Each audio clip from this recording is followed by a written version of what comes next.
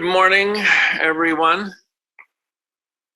Kind of a miserable morning today. Good thing we're Zooming. My name is Jeff Brown, and this is Saturday Morning Breakfast, the program of the First Parish Church of Stow and Acton. And today's program is being recorded by Stow TV for later broadcasts. There's Jonathan on the YouTube channel, their YouTube channel. Next month, January 8th, Ben Atherton Zeman, who is an FPC member and who is now a UU minister, he'll be telling us about how he became a minister, and that'll be via Zoom down in St. Petersburg, Florida, where he's now the senior preacher at that church down there. So before we start our program, we have a question of the day, as we normally do when we're in person. And we have a serious subject to talk about today, but the question is not so serious. And it is, if you had the power to regulate when Christmas decorations were put out in retail stores, what date would that be? I went to Cataldo Nurseries, which is close by in Littleton where we live, before Halloween, and they had their full array of Christmas trees up then. And that was kind of jarring, I think. But anyway, the question is, if you had a date, if you had the power to regulate when retail stores put out their decorations, what date would that be? I'll go next to last, and our speaker, Bob, will go last with this question. Okay, Marcia? I would do it the day after Thanksgiving. Okay. Linda Kaler? Probably the same. It's not something I thought that much about. I try and stay away from retail stores. Yeah, good idea. Okay, Jonathan?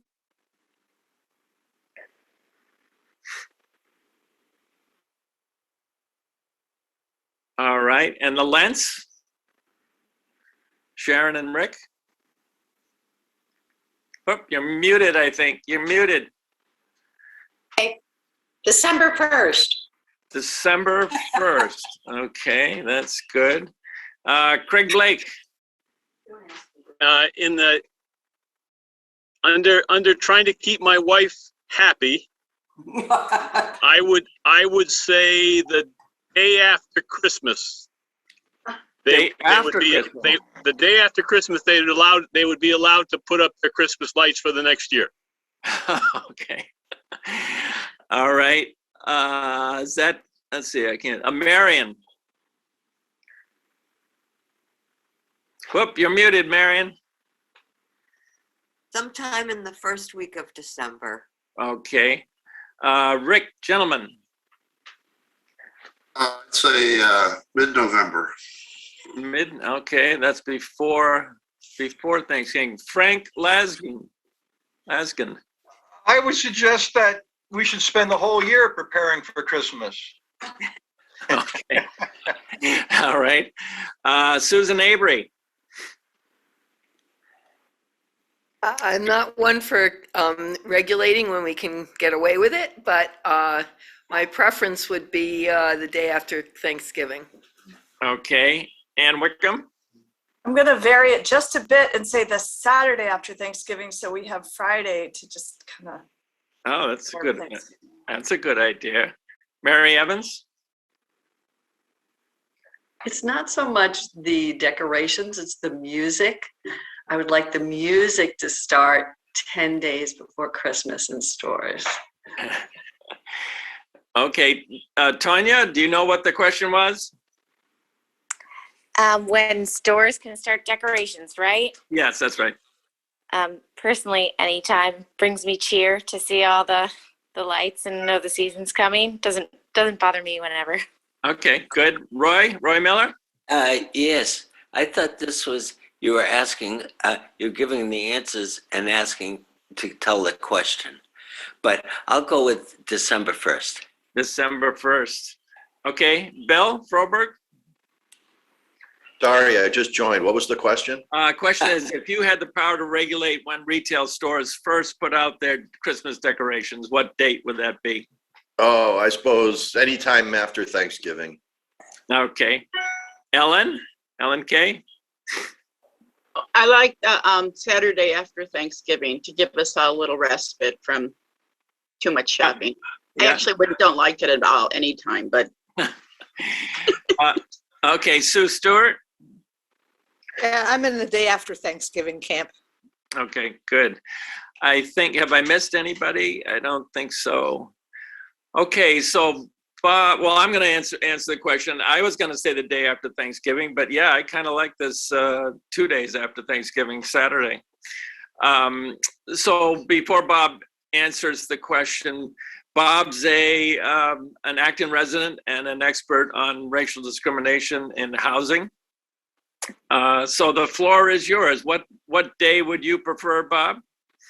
Well, I'm going to go with a slight variation, the Monday after Thanksgiving.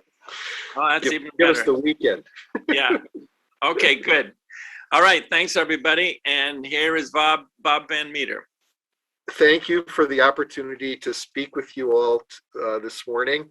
As Jeff said, I've been an Acton resident for about 26 years and am active in the South Acton Congregational Church.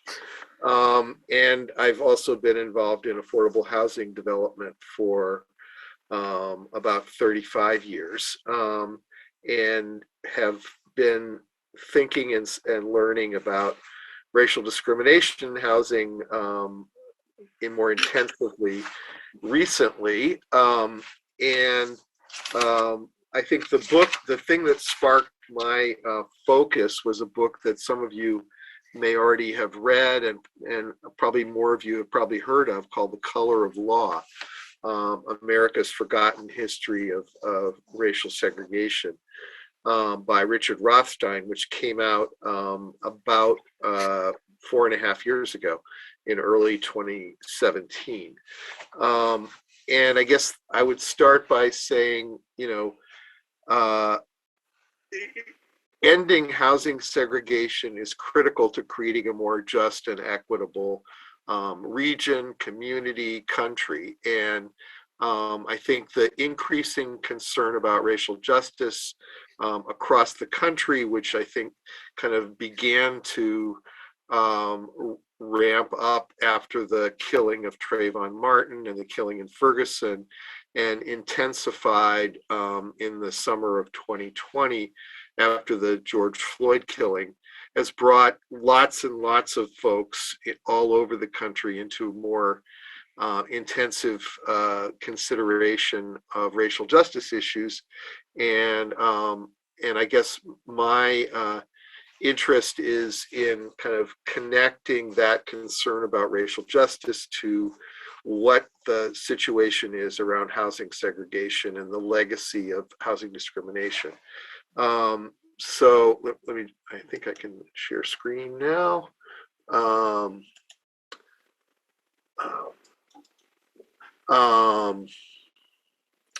Let's see.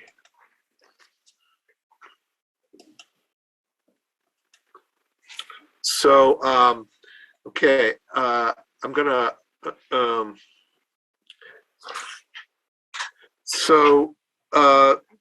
the next slide is going to, oopsie. How can I move my slide? Okay, this is a slide which kind of gives some kind of picture of the relationship of housing segregation to the broader issue of economic opportunity and quality of life. This is a map that was done by the Kirwan Institute for the Study of Race and Ethnicity at Ohio State University, kind of using a formula to try and kind of quantify opportunity. And the places with very light colors on this map are places with very low opportunity, and the darker colors indicate higher opportunity places. And I think that the map segments are actually not municipal boundaries, but are zip code boundaries. So it's not as easy to tell as it would be if they were zip code boundaries, and probably many of you would recognize all the places, but you can see that the area northwest of Boston where we live is a very high opportunity place. And that most of the places where people of color live in the Boston area are very low opportunity places or low opportunity places. So there's a swath of Boston that's very light colored, which includes parts of Roxbury and Dorchester and Mattapan, and East Boston and Chelsea, and going up here to Lynn. And so that is kind of, I guess, a visualization of the relationship of segregation to economic opportunity, to other educational opportunity, quality of life. I think this the next thing I wanted to talk about was kind of the relationship to health and life expectancy. And I think probably many of you have heard during the pandemic about health disparities and where we live determining our life expectancy. And so I think, but the thing that is most stark in relationship to race and to is wealth. And a study that came out a few years ago that was sponsored by the Federal Reserve Bank of Boston and done by Duke University shows the disparities in wealth. And so the bar on the far left of this slide shows the wealth, the total assets and net worth of white families in Boston. And the next slide, the next bar shows the wealth of African American families from a U.S. background. So you can see that the net worth comparison is $247,500 for a white household and $8 for a black household. This is based on data collected, I believe, in 2014. And so the relationship of wealth is important, particularly around housing, because most or a large part of people's wealth is tied up with their homes. And the reasons for the wealth gap have a lot to do with housing segregation.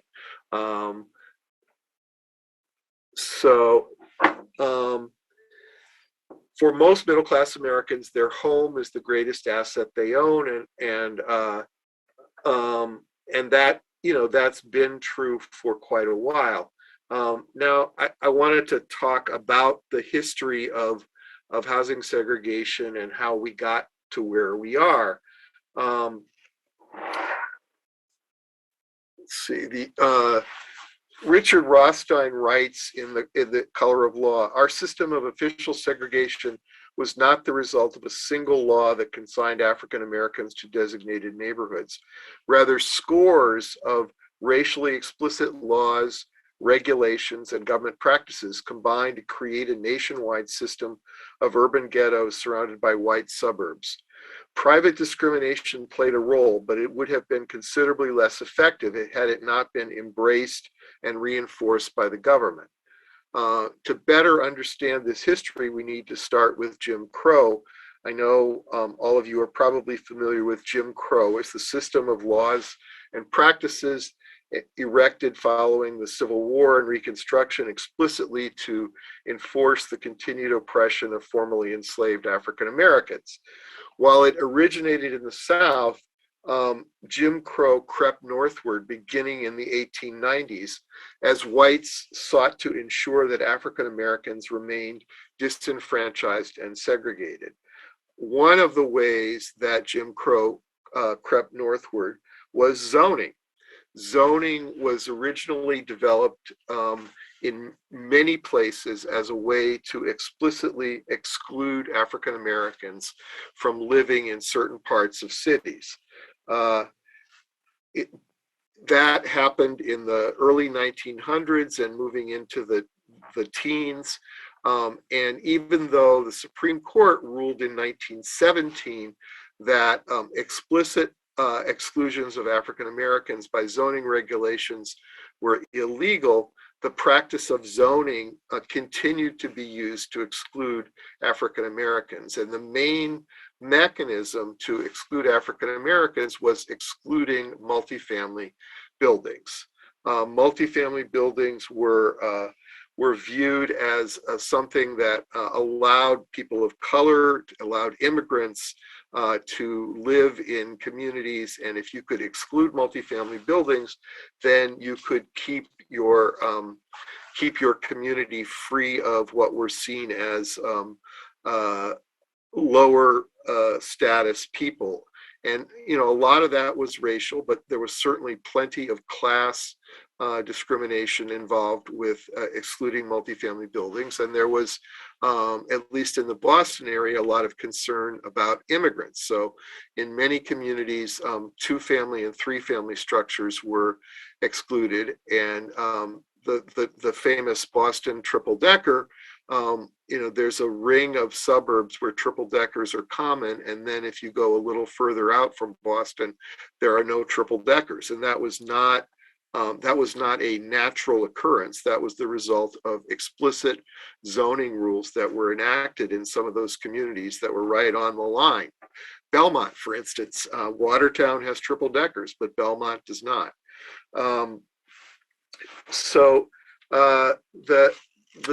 In addition to zoning laws, and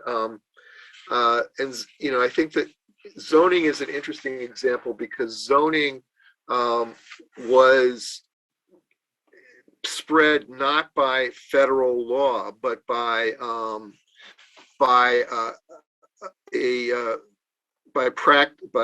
developing what were model zoning ordinances. There was a presidential or a national commission in the early 1920s that was led by Herbert Hoover and included many segregationists on it, including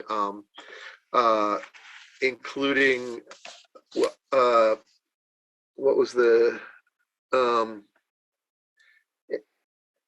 I'm blanking on Frederick Law Olmsted Jr. was on that, and he was a great landscape architect, but he was a segregationist. In any case, zoning laws were spread throughout the 1920s, but the other tool that was common in that period of time was a racially restricted covenant. Some of you may have read recently about restrictive covenants. They were agreements that were usually promoted by a developer, but signed on to by the new homeowners in a particular development that said, no, you know, the home would not be sold to anybody who was African American. Oftentimes, the racially restrictive covenants included other disfavored groups. So there's a national project to research restrictive covenants, and a community-based organization in Beverly is working on this. And I helped with a volunteer research project a few months ago, and it involved looking at the restrictive covenants that we could find in Essex County. And usually the ones that I was looking at restricted sales to African Americans, to Italians, to Jews, to Armenians. So there were a number of disfavored groups, although in general, African Americans were always the first priority of restrictive covenants. So restrictive covenants continued to be used throughout the first half of the 20th century and were not ruled unenforceable until a 1947 Supreme Court decision. They continued to exist beyond that. And they were, even though they were private agreements, they were enforced by courts. So if people violated a restrictive covenant, their neighbors could sue them and enforce the covenant. The next slide is a redlining map of Greater Boston. Many of you have heard the term redlining. Redlining is kind of now used as kind of a, I guess you'd say, a catch-all term for racial discrimination in housing. But what it was in the first instance was that the federal government during the New Deal made a concerted effort to improve the housing market that had collapsed with the beginning of the Great Depression. And their first move in reviving the housing market was creating the Homeowners Loan Corporation to insure mortgages.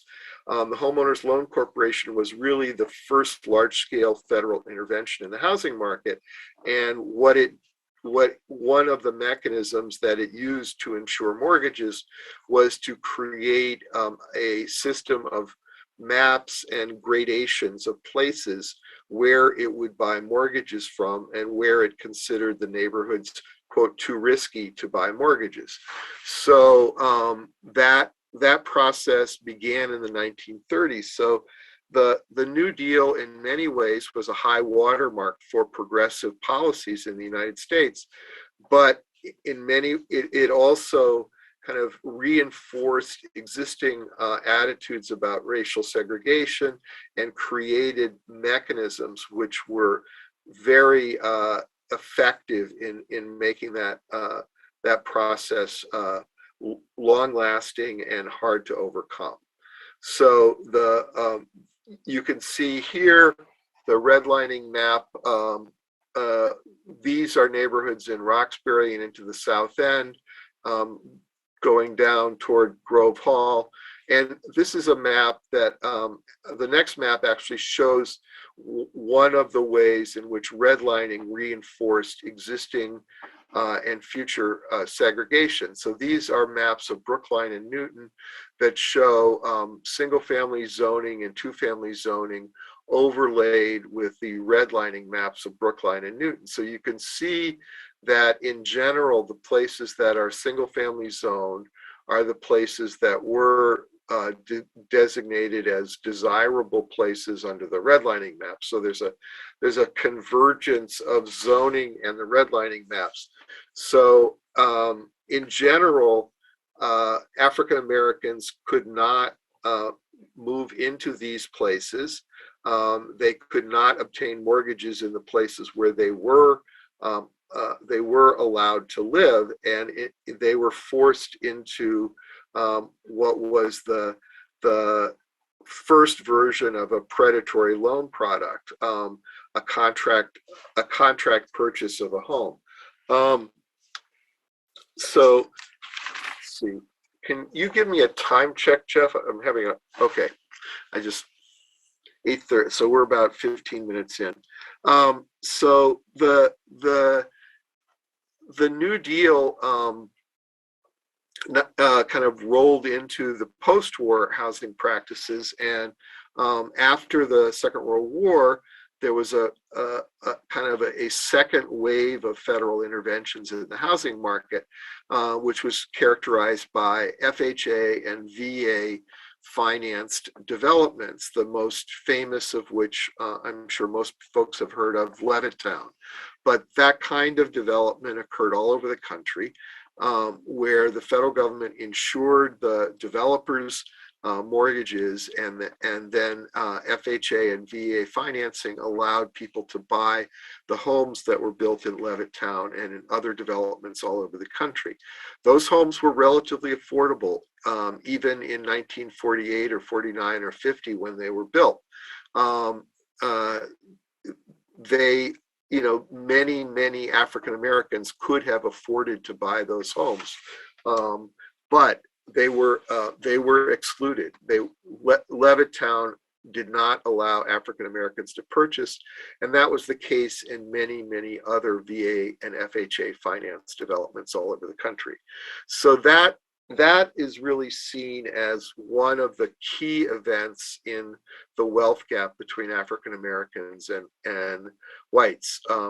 That was, in the words of the authors of a book called Black Wealth, White Wealth, Thomas Shapiro and Melvin Oliver, that was exclusion from the greatest mass wealth building opportunity in American history. Millions and millions of households were able to buy their first home, and the value of those homes grew steadily over the 1950s and 60s and into the 1970s.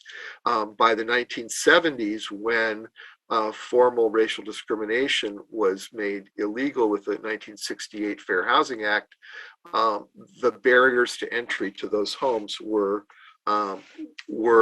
much higher than they were in the late 40s and 1950s.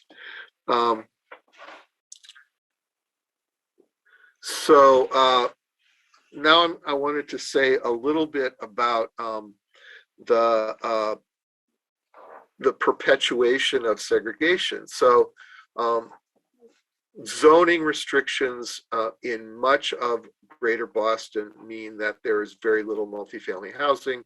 That means that people who are accessing housing through rental subsidies can't find a place to use their rental subsidy in many cases. This is a map of where people are using rental subsidies, and shows disparities that kind of reflect the same map that you saw around redlining or around opportunities. So this is a little bit larger scale in terms of the view of Eastern Massachusetts. So you get Lowell and Lawrence and Brockton on this map, as well as Boston, Chelsea, Revere, and Lynn. And you can see places with multifamily housing there's a fairly restricted number of places where people are able to use rental subsidies, because multifamily housing has been excluded from many other communities. Wanted to say a little bit more about the local area, and I did not have a chance to add very much information about Stow, but I do have some information about Acton. Acton and Stow, I think, were both beyond the zone of settlement in the 1930s that generated redlining maps. So I have not been able to find redlining maps that include communities that are this far from Boston. And zoning wasn't really enacted in Acton, at least until 1953, because I think both of these communities were relatively rural. Acton, at least, was a community of about, 3,500 in 1950, and grew to 7,000 by 1960, and then tripled again between 1960 and 1970. The zoning restrictions that, but the zoning, the distaste for multifamily housing, that was created in large measure to exclude African Americans, that didn't die with the Second World War. And when Acton created zoning in 1953, there wasn't a lot of concern then about multifamily housing. But by the early 1970s, Acton essentially shut down multifamily development. So the the multifamily housing that's quite common along Route 2A in Acton, as I'm sure most of you know, all of that was built in the 1960s and 70s. Some of it was permitted and not completed until the mid to late 70s. But by 1973, with Acton's second zoning code, that was pretty much no new multifamily housing was built after that time unless it had a special permit.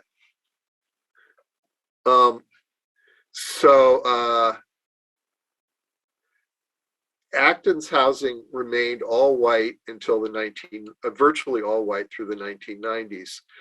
Acton's population was 93.6% white in the 1990 census, and it increased its non-white percentage to 12% by the 2000 census. Acton, of course, has undergone a significant amount of growth in the non-white population since then, although that is almost exclusively Asian Americans, or very heavily Asian Americans. Doesn't include very many African Americans. I think this is a slide to talk a little bit about what kind of how zoning keeps people of color out and multifamily housing out. So Acton has a total land area of 11,827 acres. Single family homes are as of right use on 9,000 of those acres. Only 400 acres in Acton are zoned for multifamily housing as of right. On the other hand, we have 1,600 acres of protected open space in Acton. So 4 times the area that's allowed multifamily housing is zoned for open space. I don't know at all the comparable figures for the town of Stow, but I would not be surprised if they're similar. So the relationship of exclusionary zoning to racial segregation is something that has attracted some research attention. In the 2019 Greater Boston Housing Report Card cites growing evidence that local land use regulations play a meaningful role in racial segregation across geographic locations of various sizes. Anti-density regulations are responsible for a large portion of change in segregation, and we could reduce segregation significantly if we could change zoning regimes. Another way to look at this is in terms of home purchases. I have in Acton in 2020, 304 families applied for and received loans to purchase homes. Half of those were white, a significant number were Asian, a few were Latino, and only 3 were African Americans. This data comes from the Mass Community and Banking Council. And that similar data for Stow is 112 home mortgages closed in 2020. 87 of those purchasers were white, or 10 were Asian, 2 Hispanic, and 1 African American. So I think I'm going to stop there and see what, if there are questions. There's pieces of this that I didn't cover in depth, but I'm happy to go back to. I think that the main point is that we have a system of racial segregation that is in large measure a legacy of the past century. Zoning, restrictive covenants, redlining. There's other aspects to this that we haven't talked about, like racial steering by realtors that occurred throughout the last century and still occurs. And I think a number of towns are going to be taking a look at that in the next year or so. Anyway, let me stop and see what folks want to ask. So I had a question. about specifically the Kmart property. I saw one of your other presentations, and a woman asked, or she talked about an interaction she had with another residence, and this woman was asking about what was going to happen to the Kmart property, and the woman she was talking to said, "Well, don't worry, it's not going to be affordable housing," which to me is unbelievable that person would think we wouldn't need affordable housing. But specifically on that piece of property, what is the status of that? Seems to me that would be a perfect place to build an affordable housing neighborhood. I agree with you about that. So there's a couple of different issues. So currently it's zoned as a commercial property, and prior to the 1970s, you could do multifamily housing as of right in commercial parcels in Acton. One of the things that happened in the 70s was that was made much more difficult. So and then of course the folks are familiar with the Chapter 40B, which is the known as the anti-snob zoning provision of Massachusetts law, which allows development of housing that's at least 25% affordable if the town has not met the 10% threshold for capital A affordable housing. That means permanently or subsidized housing. So Acton is in a funny position vis-a-vis the 10% threshold. As of a year ago, Acton was in, quote, safe harbor because we've been making progress toward the 10% threshold. And in fact, it looked like we were going to go over it with the development that some folks may be aware of called Powder Mill Village, which is right on the Acton Maynard line on the north side of Route 62. That project had gotten initial permitting. Then that project has since not gone forward, although I think it may go forward eventually. So that means that Acton, that the fact that a year ago it looked like we had met the 40B 10% threshold meant that a 40B development on the Kmart parcel would not have been able to proceed without the town's support and approval. It still could if the town supports it, but I think the general view was, well, if we could get over 10%, then the people that don't like affordable housing would be able to block housing on the Kmart parcel. At this point, there is no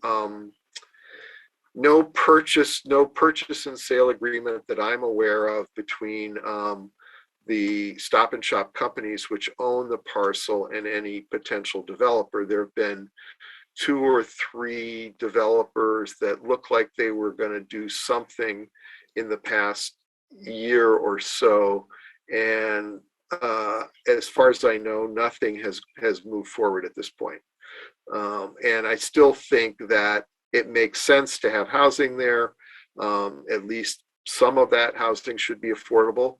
And I hope that we can advocate for that going forward in the future.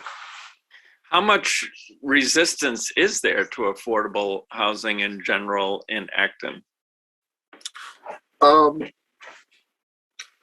would say, there is significant resistance. The most recent example of that was that there was a so-called 40B homeownership development proposed near Piper Road,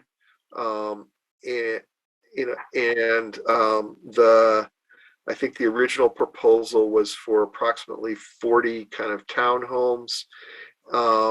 the neighborhood around on School Street and Piper Road organized and advocated that the development not go forward. I serve on the Acton Community Housing Corporation.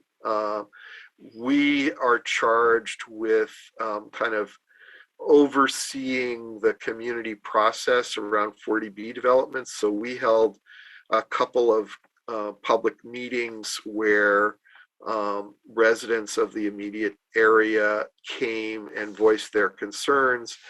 We proposed that the developer of that property, the proposed developer of that project, make some changes. They came back with a proposal, I think, for 28 units. The neighborhood continued to oppose it. Ultimately, the select board agreed to buy the property from the developer, and no housing is being built there. And I was frustrated by our select board's decision in that case because I think it was kind of a cave-in to to opposition that wasn't necessarily well motivated in my view. But you know, on the other hand, we've gotten support for the development of 40 units of elderly and disabled affordable housing on Main Street on a town-owned parcel, and support for another development on Mass Ave. So it varies. One of the things that I'm involved with is that we have created a housing advocacy organization called Acton Housing for All, which I chair, and to serve as kind of an independent voice for affordable housing in Acton. And we have organized support for some of these projects to come to public meetings. And I guess that's an important point about affordable housing in suburban communities. 3 political scientists at BU have done a significant study and written a book called Neighborhood Defenders. And what they find is that the people who participate in public meetings around affordable housing are overwhelmingly white, overwhelmingly male homeowners, older, and overwhelmingly opposed to development. And that it's important because our processes around decisions give a lot of credence to the people who show up at these zoning board of appeal meetings or other kinds of public meetings around affordable housing and development. So that's one of the reasons why, you know, we've created Acton Housing for All, and why there's a number of other efforts around the state on these issues. So is the, excuse me, the basic argument for these people that it's too much congestion or something, or just not in my backyard? Both of those things happen. So, I mean, there's a whole set of arguments around this that people make, and I will forward a document I prepared, kind of the arguments that you hear and how to respond to them. So traffic, of course, people often seize on what seem to be, well, on environmental concerns around water, around how close are you to streams. So, you know, there are lots and lots around the schools, around public safety. Some of the arguments seem like they are not motivated by class and racial prejudice, but the more often you hear them, the more often you think, well, is that really what they're talking about? You know, I think in the case of the recent development, or proposed development off Piper Road, there was a lot of the traffic. Some of you may have seen the signs that appeared in a number of yards along School Street about 400 trips a day. That was based on everybody having 2 cars and making, it was a traffic projection over 24 hours. So it was that was, they thought that the traffic concern would be the thing that would carry the day. And I guess they carried the day. I'm not sure exactly why, but that seemed to have worked for them. So, all those things get thrown at you. I mean, speaking as somebody who's been a developer, a nonprofit developer myself, you can't necessarily predict where the opposition is going to come from. I mean, I think but you can pretty much assume that it's going to come.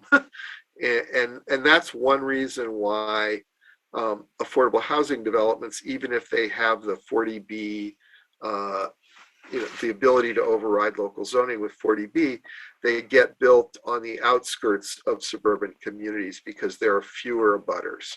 So we have a significant development in North Acton, the Avalon development, and that's built really on the edge of town, which doesn't really make sense from a planning perspective, but that's where Avalon chose to do it because they knew they weren't going to face a lot of opposition.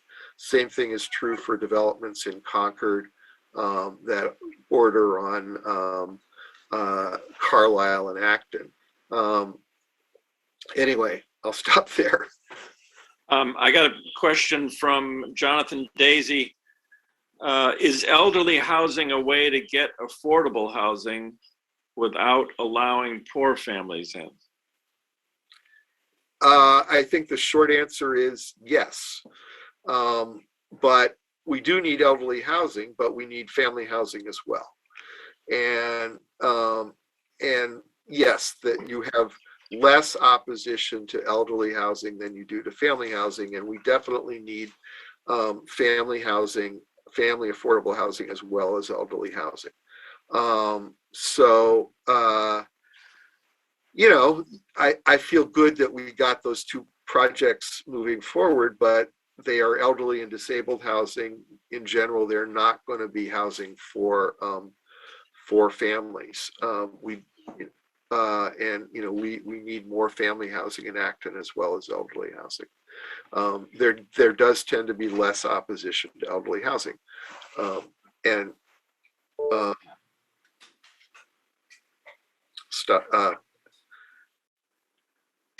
Any more questions? It looks like.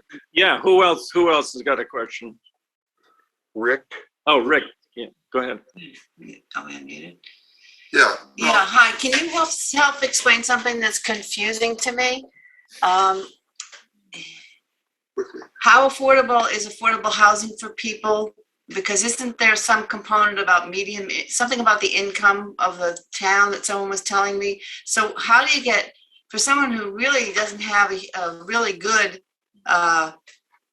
annual income, how do you help them get housing if it's based on some sort of formula about the income within a particular town? Because the income level in Acton is going to be pretty high. So can you help? That's very confusing to me. Yeah, so it's usually not the income level in a town that we're talking about. It's the key income statistic is called area median income, or AMI. So the primary tool for the last 40 years or so, or 35 years, for developing new affordable housing is called the low-income housing tax credit. And the low-income housing tax credit is key to homes affordable to people at 60% of area median income or below. Now, 60% of area median income is a relatively, people on disability or Social Security are usually significantly below 60% of area median income. I take 1 second, I have the area median incomes on my bulletin board right above my desk here, and I will read some of them. So as of 2019, 60% of area median income for a household of 4 in Greater Boston was $71,400. Now, so if a developer builds a 40B development and they use low-income housing tax credits, or actually 40B has to be below 80% of area median income. So that would be 95,000 for a household of 4. But the reality of how people move into those developments means that many of the people that move into a 40B multifamily development would also be using rental subsidies. And rental subsidies, so the known mostly as Section 8 or housing choice vouchers. So rental subsidies would pay for everything above 30% of your income. So if you had a rental subsidy and you were making $35,000 a year, and you moved into an apartment that was priced at Gaslighting? you could anyway, rental subsidies mean that very low income people also live in these homes. And so yes, there are issues that some quote affordable housing is affordable to working people who are of low and moderate income, but not to the very poor. And I think the best solution to that is increasing rental subsidies significantly. And rental subsidies have increased during the pandemic, and President Biden has talked about significant increases in rental subsidies during his campaign. So right now, only 25% of the people that are eligible for Section 8 get Section 8 vouchers. So the rental subsidies, is that from the state? So the state has a rental subsidy program called MRVP, Mass Rental Voucher Program. The federal government has the Housing Choice Voucher or Section 8 programs. They're very similar, and many communities have also kind of created add-on rental subsidy programs using local resources or pandemic resources. And that I know that's happened in Newton. I know that certainly we've talked about that in Acton in terms of the emergency rental assistance that the town has provided during the pandemic. You mentioned you were part of a corporation, on the board of a corporation or something, and what is that organization and how does it relate to the town of Acton management? So I am the vice chair of the Acton Community Housing Corporation, which is a town entity. So the town has 2 entities right now that are involved with affordable housing. The Acton Housing Authority is a public, they own something over 200 units of affordable housing known as public housing. Some of that is for elderly, some of that is for families. Windsor Green, that people are probably familiar with, is Acton Housing Authority development on Windsor Avenue in West Acton. The Acton Community Housing Corporation, it does not own housing. What our general mission has been to oversee the process around private development of affordable housing. We end up getting monies from that are paid by developers for affordable housing, sometimes when developments are approved. We get CPA resources, Community Preservation Act resources. We use that money to support affordable housing development, to support down payment assistance to first-time home buyers, and for other affordable housing purposes. So we are more like I guess you'd say, a housing trust, in that we get and disperse money, and we also oversee community processes around affordable housing development. So those are the two town entities. And then I serve as chair of a independent organization, currently unincorporated, called Acton Housing for All. Okay, any other final questions for Bob? I have a couple of questions and a comment. I'm not sure it's final. It may start a conversation rather than finish a conversation. I have recently retired from a career of over 40 years in the environmental engineering development arena, where I have dealt with development, affordable housing for a number of years. And my opinion is that the opposition for affordable housing is driven by two things: fear and wealth preservation. All the other opposition is basically smokescreen that people are hiding behind. But fear is a function of not having the information, not being educated. And so, Bob, how long has 40B been in existence? I think it was adopted in 1969. Okay, how many, do you know how many 40B developments have been completed in Massachusetts?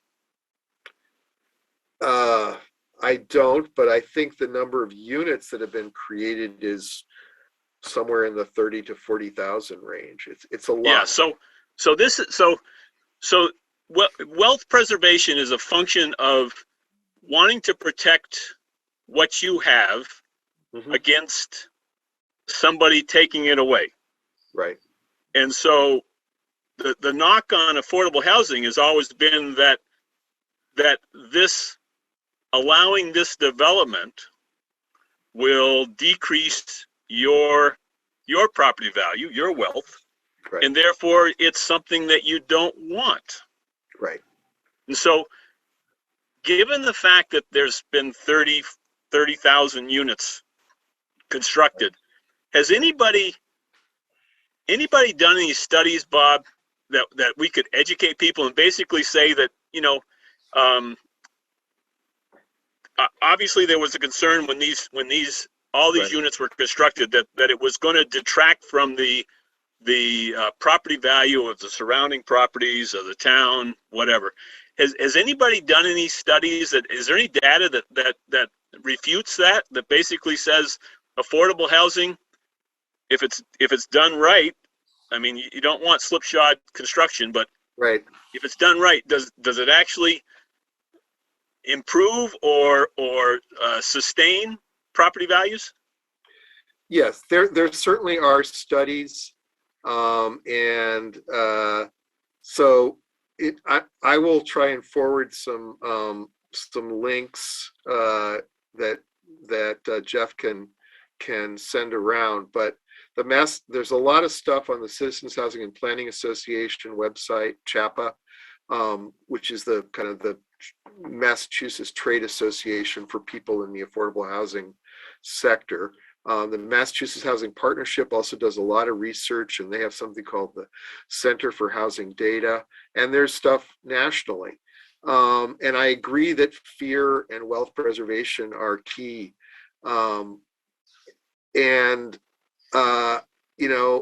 I don't know whether more information is necessary. I'm sure that it will help some people. But even when you create a successful development that people are happy with, in a small community, you still get opposition to the next project. So and so that, I think the wealth preservation issue it's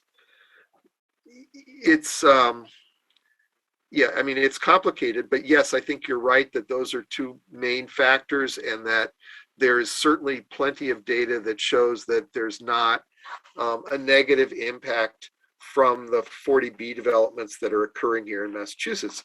I think there was kind of a self-fulfilling prophecy around wealth preservation that existed in the 1950s and 60s when kind of blockbusting happened in some urban neighborhoods where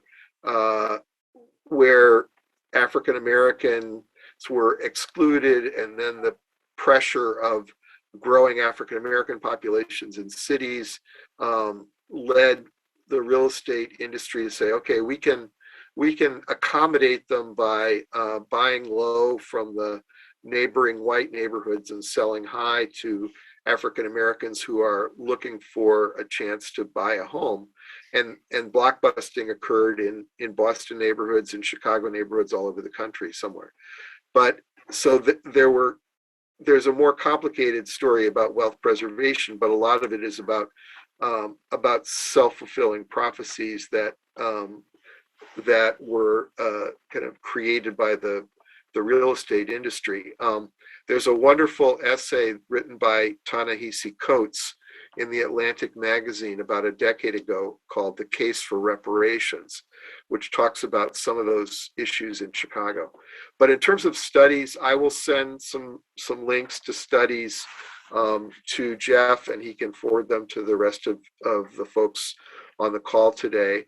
I think that you're right, that wealth preservation is a primary motivator. I recently listened to a podcast where that was discussed, I think in a intelligent way. Ezra Klein, the New York Times opinion writer, has a podcast, and he had I'll send a link to that podcast as well. So what can we do in our own hometowns to support affordable housing? Anybody from Acton who's interested can contact me, and our next meeting of Acton Housing for All will be on Tuesday, December 21st at 4 p.m. via Zoom. And so we meet once a month. We try and keep people informed about what's going on, and then they can participate in other public discussions around affordable housing. And for those folks that are not in Acton, I can connect you to Abundant Housing Massachusetts, which is a pro-housing organization. Also, you can, I'm sure, get involved in other efforts in your communities. There are affordable housing trusts in many communities. I don't know the situation in Stow, although I do know that Stow has a couple of significant and positive affordable housing developments that happened, I think, quite a few years ago. And what else? You can support legislators that support affordable housing. Our Senator Jamie Eldridge has been a strong supporter of affordable housing in the Massachusetts legislature, and has also supported local efforts on affordable housing. Great. This has been terrific, Bob. Thank you very much for appearing today, and also for what you're doing. Okay. Nice to meet all of you. Thank you. Thanks. Bye. Thank you. Bye-bye. Thank you very much. Jeff, I like the Christmas tree. Okay. Good enough.